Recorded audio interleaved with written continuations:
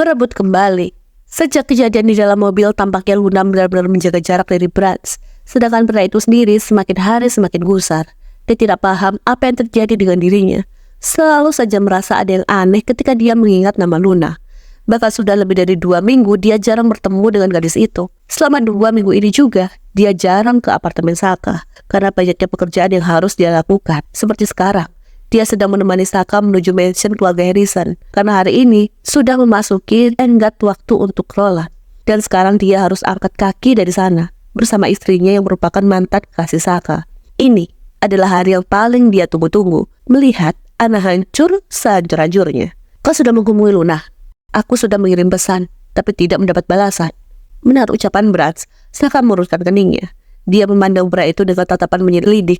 Tampaknya ada yang aneh di sini. Kenapa tidak menelpon? Dia tidak pernah menjawab panggilanku. Lagi-lagi Saka meluruskan keningnya. Dan kali ini diiringi tawa kecil ketika dia mulai menyadari ada hal aneh di sini. Beberapa hari terakhir ini dia melihat sebuah perubahan aneh dari Bratz. Saka sering memergoki Bratz tampak uring-uringan dengan ponselnya, salah menunggu kabar seseorang. Tampaknya kau butuh liburan, Bratz, ucap pria itu. Melirik Bratz sekilas, lalu memandang ke depan. Aku tidak punya waktu untuk liburan. Mendengar jawabannya, Saka terkekeh kecil, dan saat yang sama terdengar suara dentingan dari ponselnya.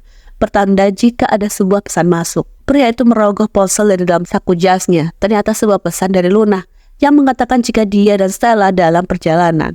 Luna membalas pesanmu padaku. Ucapan Saka langsung mendapat respon dari Bratz. Dia menoleh ke samping, sedangkan tangannya masih setia bertengger di setir kemudi.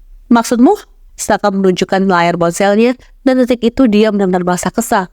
Dia mengirim pesan, tapi Luna justru membalasnya pada Saka. Bocah itu, lihat saja apa yang akan aku lakukan nanti padanya. Kau menyukainya?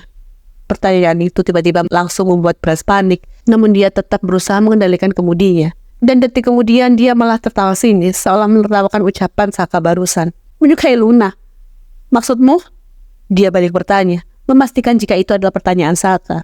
Dan benar saja, pria itu menganggukkan kepalanya dengan cepat. Aku tidak menyukai gadis kecil seperti dia, balasnya dengan cepat, menolak tuduhan yang diberikan Saka untuknya. Kau yakin? Pria itu menganggukkan kepala dan percayalah, Bratz sendiri tidak mengetahui isi hatinya. Sedangkan Saka tentu tidak percaya, tapi dia hanya mengangut-mangut saja. Saka ingin melihat berapa lama Bratz bisa menahan perasaannya. Dan akhirnya mereka tiba di mansion mewah keluarga Harrison. Pintu gerbang mewah yang menjulang tinggi itu dibuka oleh seorang pelayan, dan mobil mereka memasuki pelataran mansion yang sangat luas. Tepat setelah Bratz menghentikan mesin mobil, Saka keluar dari dalam. Dia berdiri di depan mansion itu menatap tempat di mana dia lahir. Namun selama 3 tahun terakhir, dia meninggalkan tempat ini dan membiarkan Roland yang berkuasa bersama Anna. Tapi sekarang, dia kembali untuk mengambil haknya.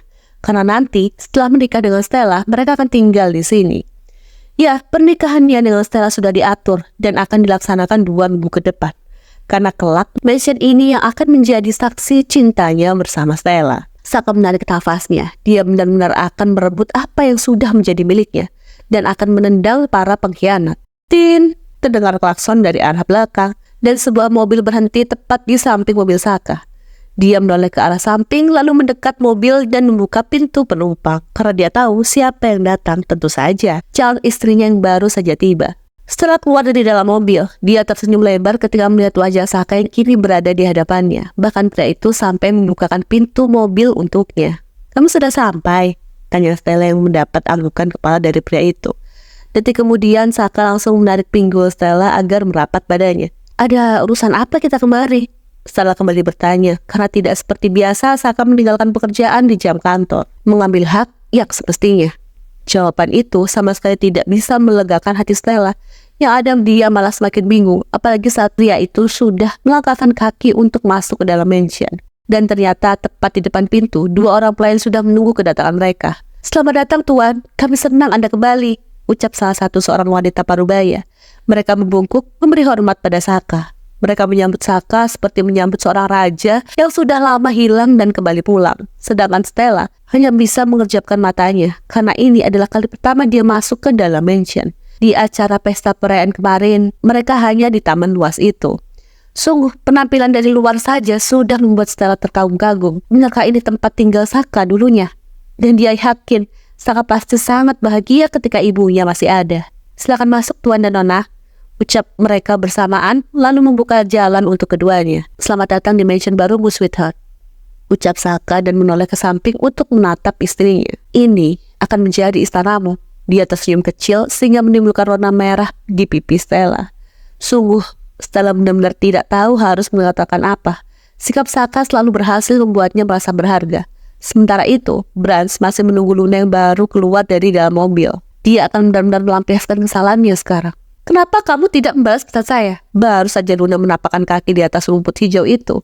Dia sudah dicecar dengan pertanyaan aneh itu. Ditambah tatapan Branch yang tampaknya sangat tidak bersahabat. Namun Luna tetap bersikap biasa saja. Dia menatap Branch yang rasanya pria itu sudah ingin mengamuk. Saya mengirim pesan. Kenapa kamu membalasnya pada Saka? Lalu masalahnya untuk paman apa? Yang penting kan saya sudah beri respon, ucapnya dengan enteng. Sementara Branch sudah semakin kesal. Lagi pula mereka sudah sampai di tempat tujuan.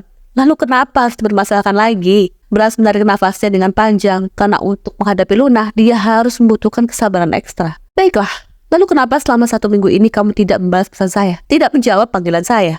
Paman menelepon bukan di jam kerja, jadi untuk apa saya menjawabnya? Astaga, rasanya Branch sudah ingin gila sekarang. Ternyata cerewet ataupun tidak, Luna tetap saja menebalkan.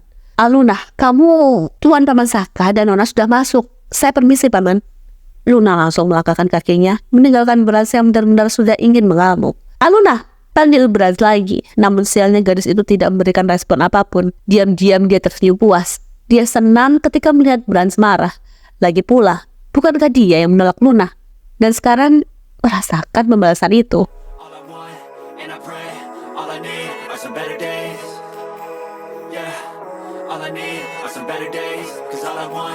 And I pray, I believe in the better days.